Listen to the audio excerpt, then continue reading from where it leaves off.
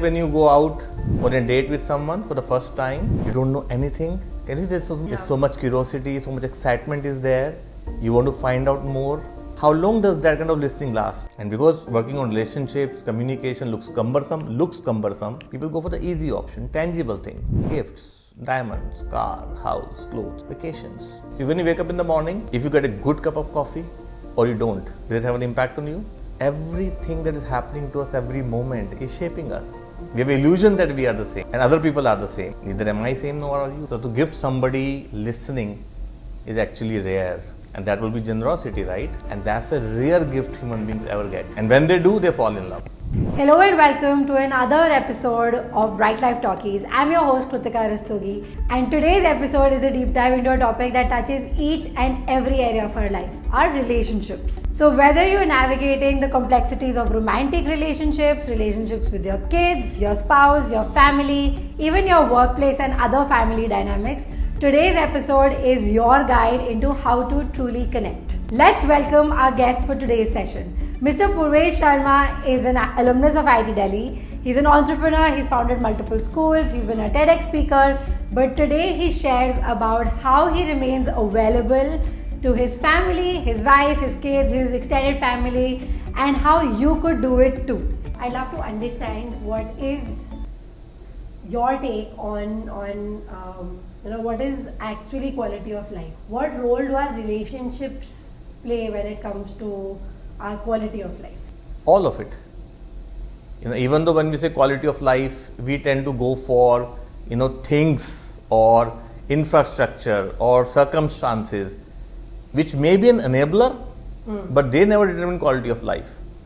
Having a nice house or nice car or nice gadgets are all great to have. We know people who go to swanky offices, right? Doing great jobs, having great resumes, but they don't come back satisfied from their job. Even there is a study by Harvard, it's the longest study of its kind, and they've studied more than 700 teenagers for almost 80 years. And they looked at what is the source of happiness for human beings. And their findings, this case study, it says that there are three things which are really at the source of happiness for human beings. And number one is quality of relationships. And notice, it's not quantity, it's not how many people know you and who you know. Especially in the age of social media where everyone has 5,000 friends or whatnot. And million fans, and you may be a celebrity. Right. But happiness is a function of quality of your relationships. And when I say quality of relationships, again I say how much you experience being connected.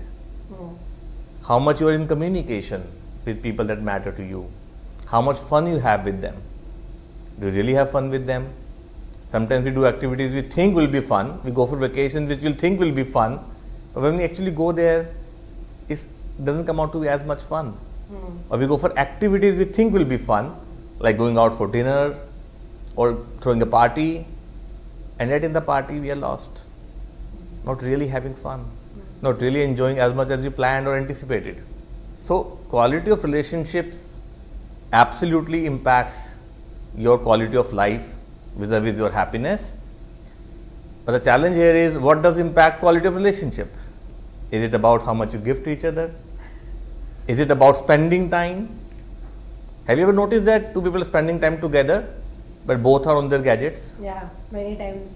And suddenly people are spending time together but arguing and fighting. Nobody recalls that as a great time. It's not just a function of time. Then what is it a function of?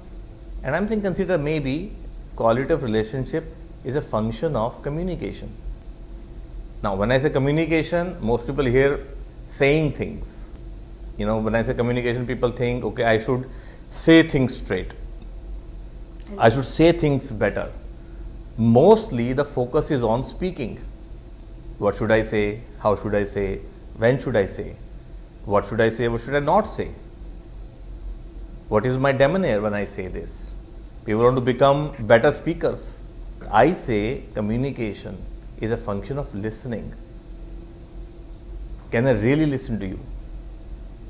Even though I'm not speaking, sometimes people are talking to me, I'm talking to myself about what they're talking to me. I'm silently judging, evaluating, assessing. I'm not listening. And even Concluding things. getting ready to even respond when they stop saying finally what am I going to actually say, right? Absolutely. Strategizing. There is no connection. I'm not with you, even though I'm looking at you, pretending to listen, but I'm talking to myself. I'm actually with myself.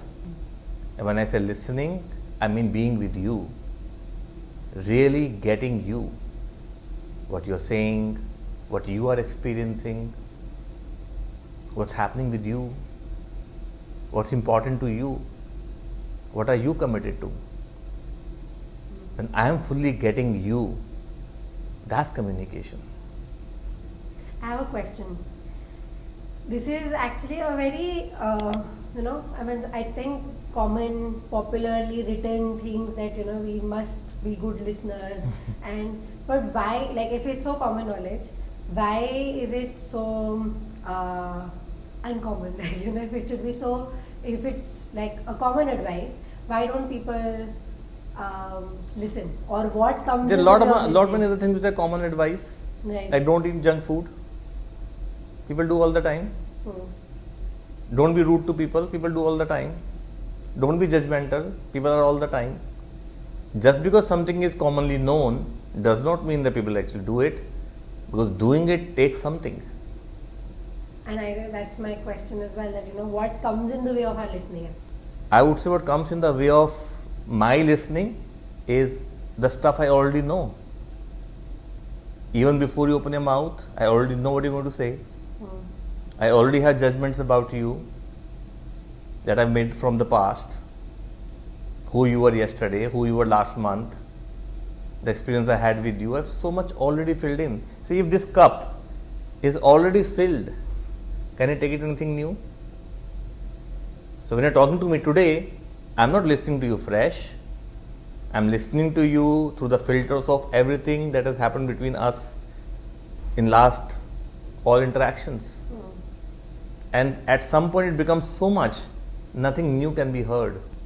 I already know so much. And maybe I need to keep all of that aside to be able to listen to you right now in this moment, which has never happened before. What you're about to say has never happened before. Just like when you go out on a date with someone for the first time, you don't know anything. Can you see there's so much newness? There's so much curiosity, so much excitement is there. You want to find out more. Get to know them. How long does that kind of listening last? As long as they say the honeymoon phase lasts.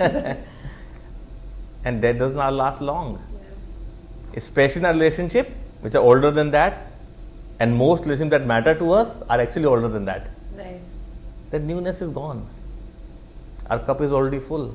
We already have judged, assessed, concluded, put people into various boxes where they are, as if you're the same person you were yesterday, or last month, or last year. And we're not the same people. Are you? I'm definitely not. Anybody is? Every moment, look and see. When you wake up in the morning, if you get a good cup of coffee or you don't, does it have an impact on you?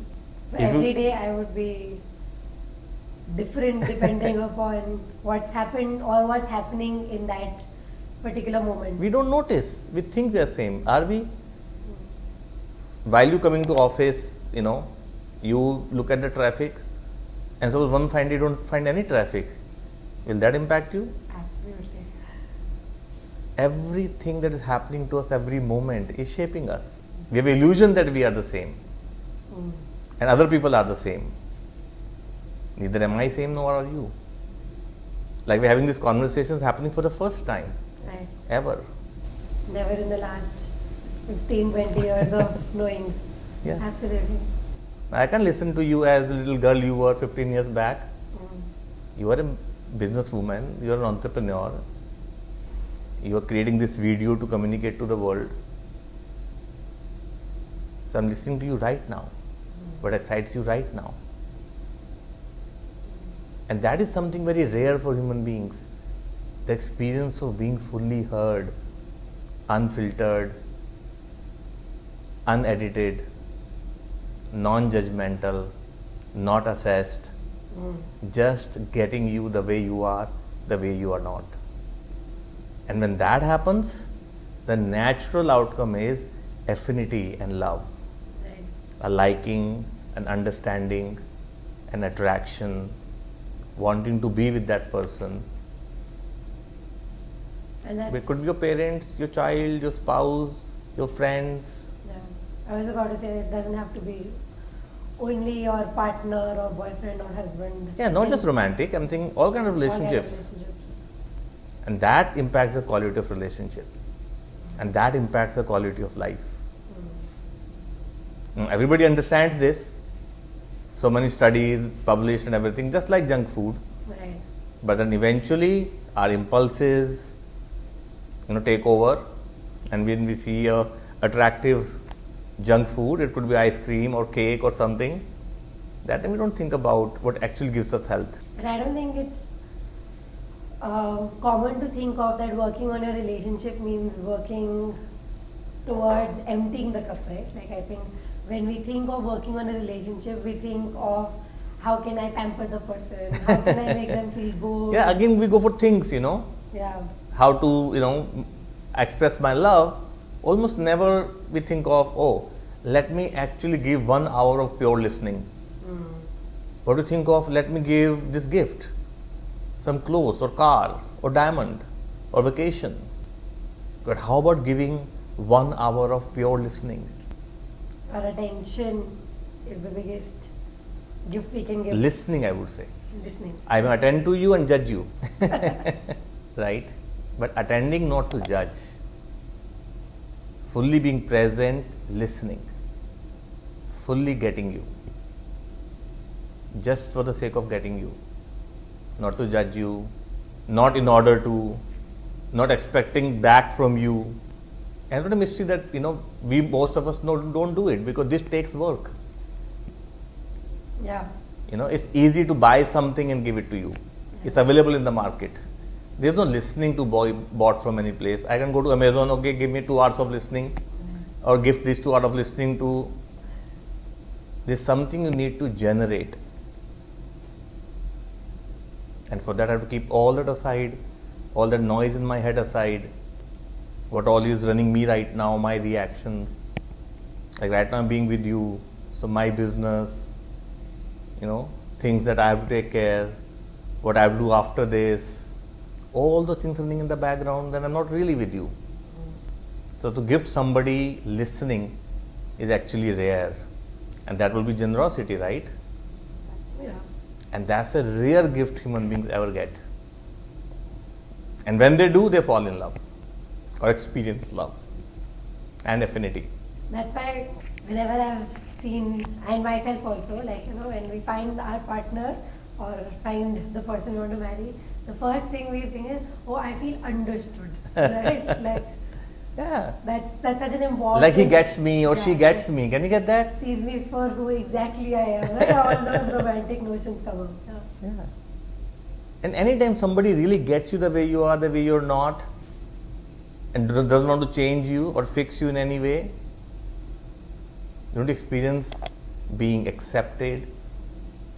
That's experience of love. Now I have an interesting question. As a father and as a founder of multiple schools, why is it so difficult for us to listen to our parents? Because cup has been filling for years, for years. See, let's look at that, Right. when we start young, right, we don't realize as adults, but for children life is very tough.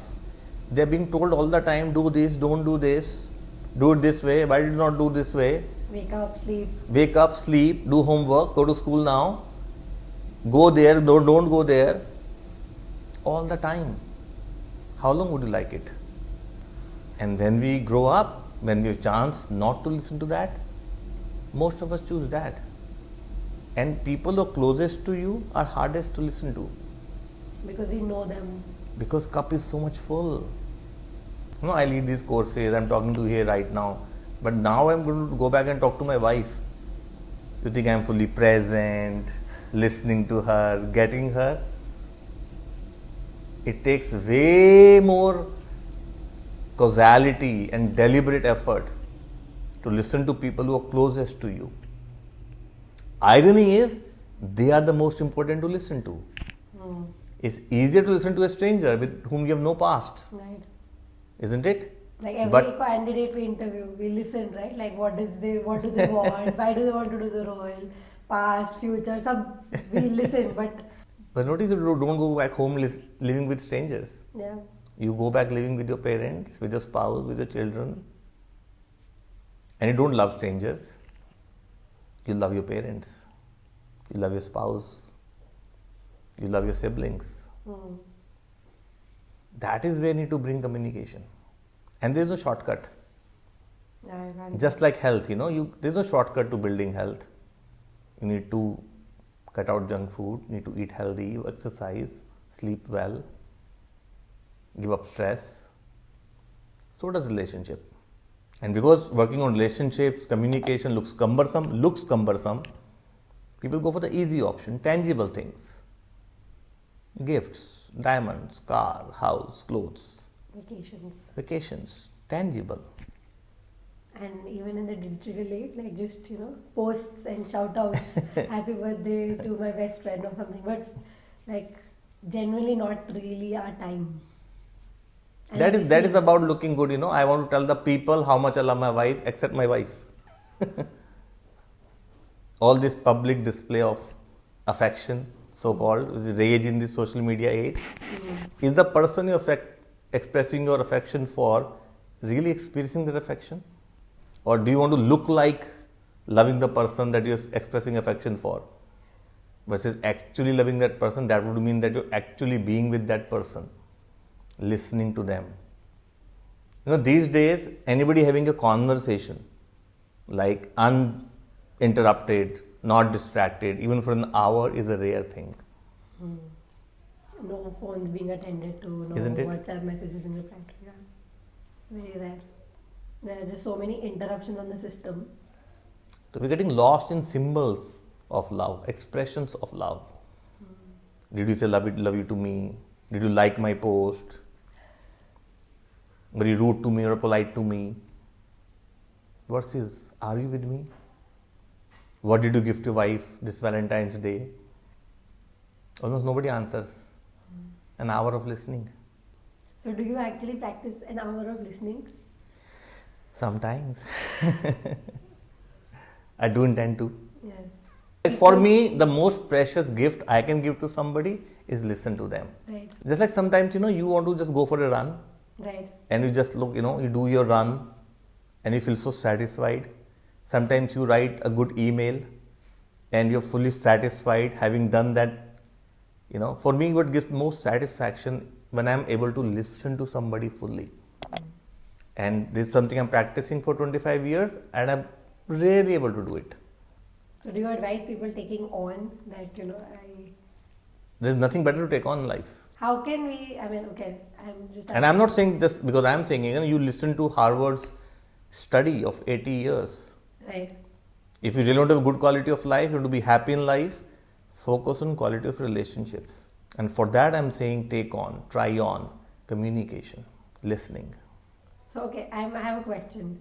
I can't suddenly walk up to, Arjun, who's my husband, say, oh, I want to listen to you for an hour, right? Like, how does somebody who's never... No, you can actually do that. Oh, Just wake up one day and say, okay, let me listen to this guy. And with a mindset of, let me rediscover this guy. He's not the same guy you went on a date for the first time.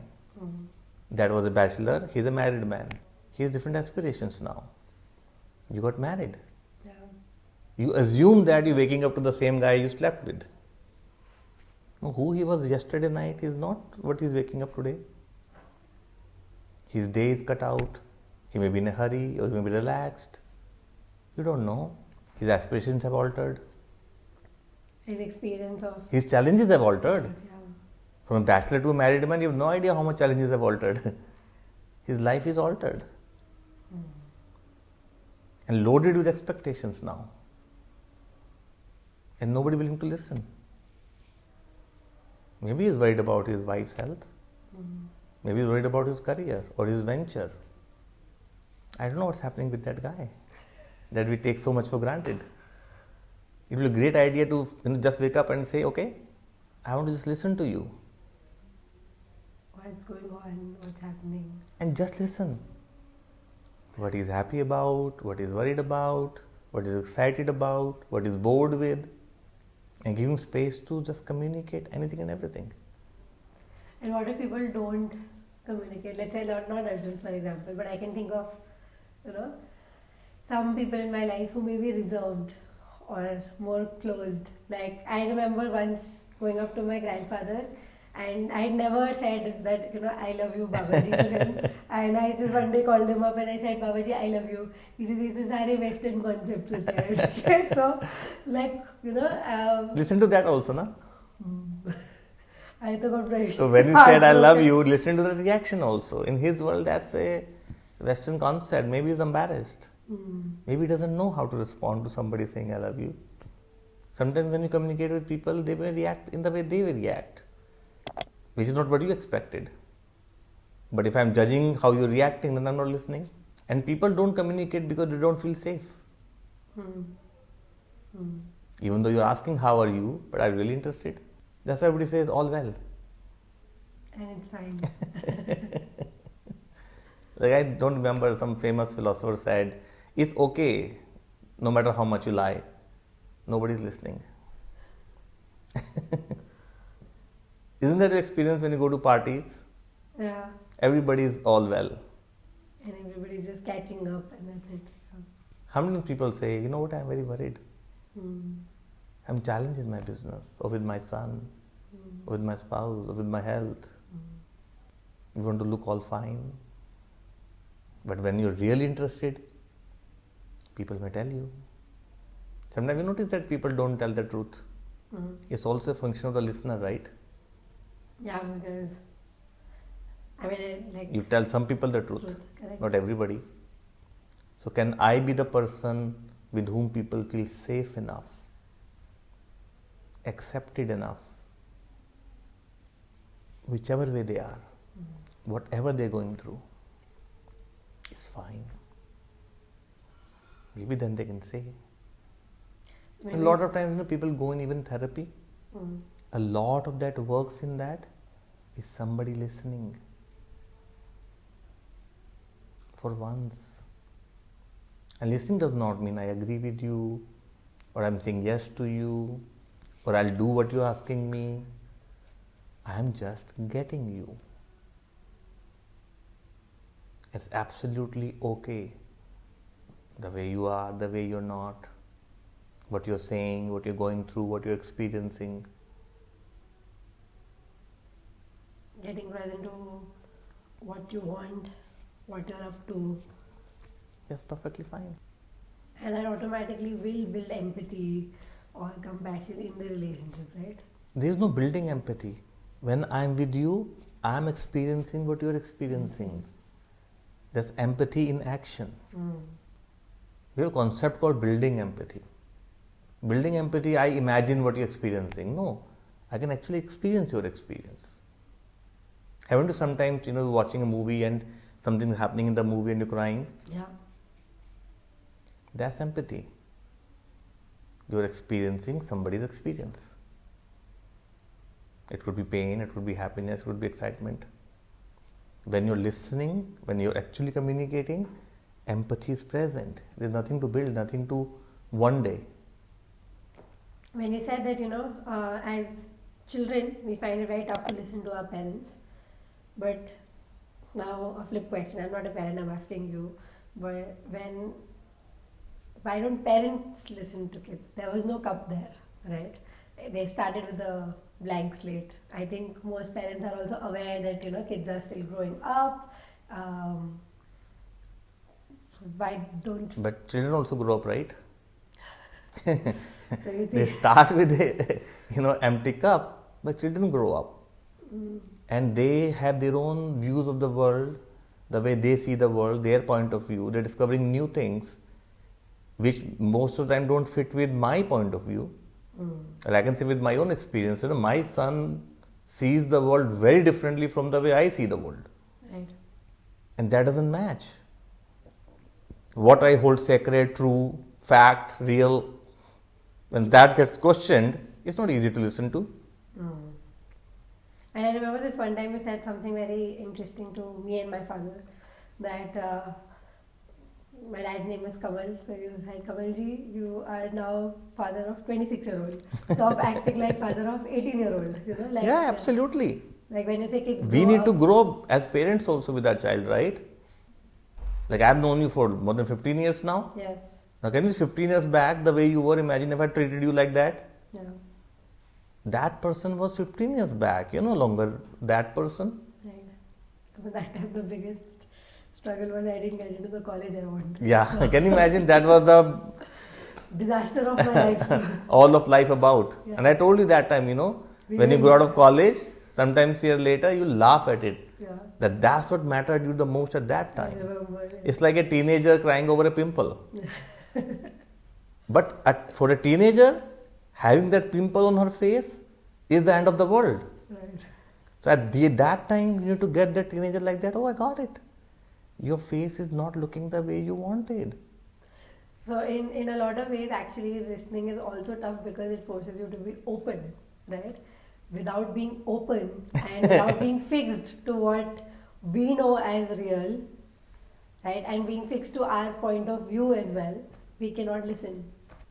It reminds me of that poem that we learned in childhood, which about 6 blind men of Hindustan. Have you heard that poem? No. So basically, there are 6 blind men and they have a big elephant. So somebody touches the tail and they say it's a rope or a snake, right? And somebody touches the leg and they say that it's a tree. But if we're so fixed to our point of view, we can never listen to the other person who's catching another end of the thing. Your child is growing way faster than you think. And mostly up till the age about 10 years or so, for the child, parents are the god and they're telling everything and child belongs completely to them. And then they start getting adolescence, start making their own ideas of the world. Right. They start seeing beyond their parents. They begin to realize that their parents are not as perfect as they thought. Mm-hmm. Their parents are also human. Right? And that's where the challenge of, communicating with adolescents and teenagers begins. Because both parties don't acknowledge the reality. Parents keep pretending as if they are perfect, they know everything, even they don't. They won't fight in front of their children, fearing what will they think. But they are not real. That real people do argue. Real people have communication challenges. And as a reciprocation, teenagers then start hiding from their parents. When you are a hypocrite, I can't be honest with you. Then teenagers can't share with parents what they are going through. And they are going through belonging issues. And what matters most to a teenager? To belong. Can you say a little more about that? For teenagers, what matters the most is to belong. They want to belong, right? They want to belong to the group. They want to belong. They want to be validated. And when they're going through those challenges and their hormonal challenges, they don't come back to parents. Rarely do, right? And I'm saying because parents are being hypocrite about their challenges. Which parents come home and tell their teenage child about the challenges they're going through in their office or business? Rarely. But we expect the teenage child to come and tell us everything about their problems. Hypocrisy is going on both ways. I'm actually taking away one more thing. That, you said something that we can only listen when the other person feels safe. And we can listen. Other people speak only when they feel safe. Correct, right. So, and one way for people to actually feel safe is when we also share authentically. Isn't it? Yeah. When I am vulnerable with you, you feel safe to be vulnerable with me. I can't have all my guards up and expecting you to be vulnerable. Right. Isn't that hypocrisy? And extremely inauthentic and ineffective. Ineffective. So what's going to alter now in your relationships? Well, weekend is coming up.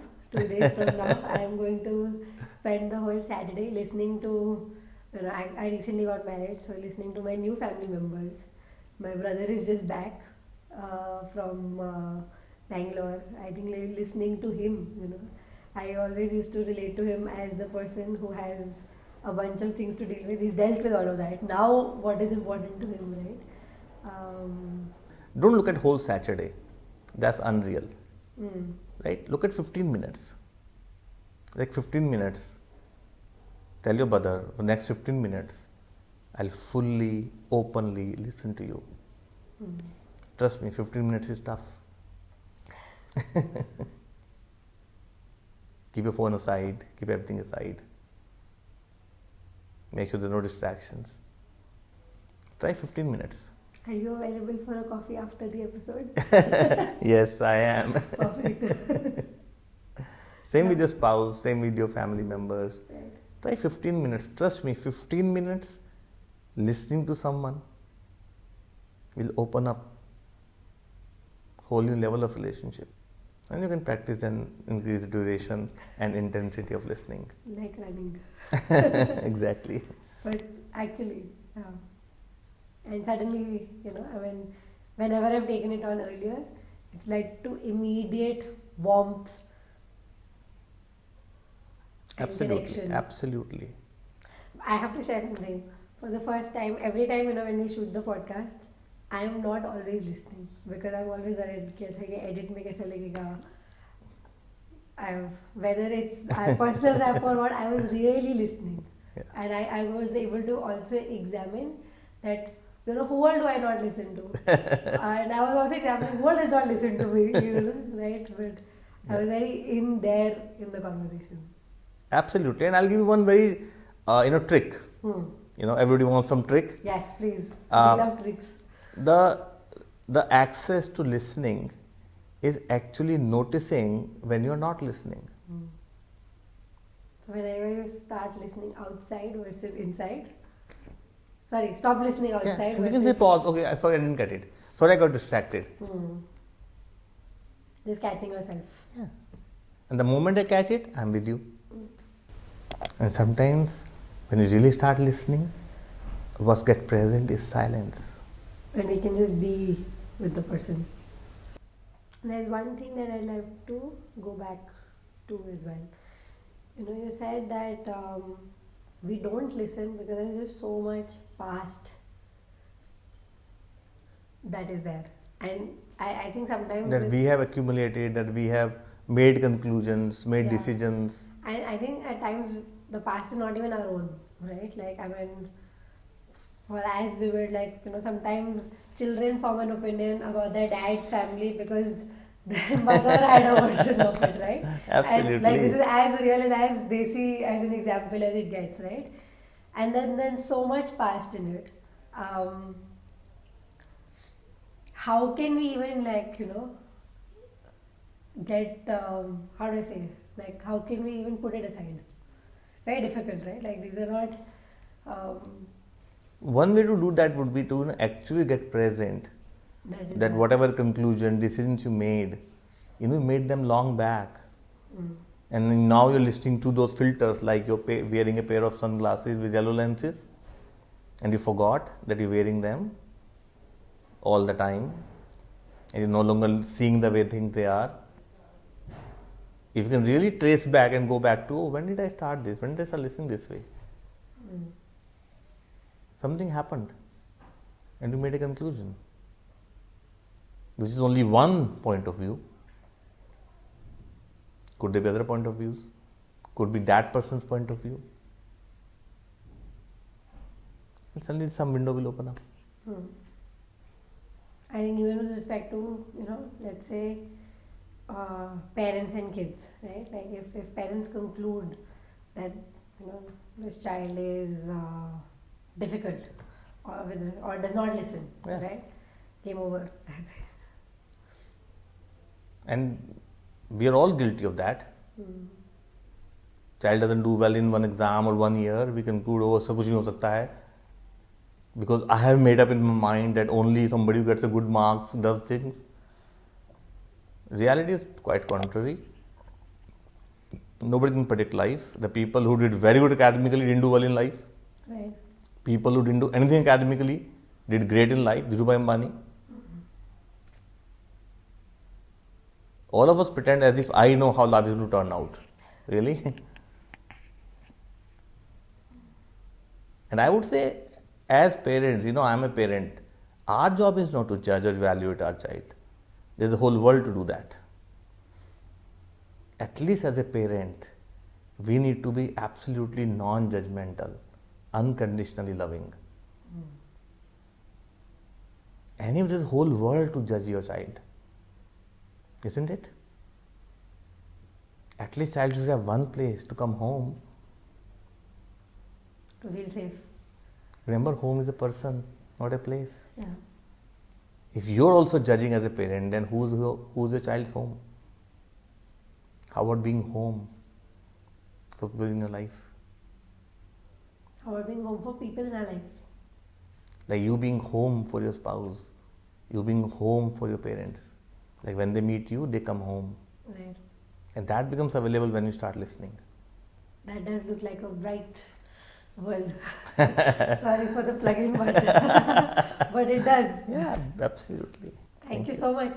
Welcome. This is very insightful, and it did open up. It did open up a whole world I want to show up in for people in my life. Absolutely, and I'll be extremely happy, if this podcast reaches even one person and they take on listening in their life, they take on communication. That's what I am most passionate and fulfilled about. Amazing. Thank you so much. Pleasure. Thank you. Thank you.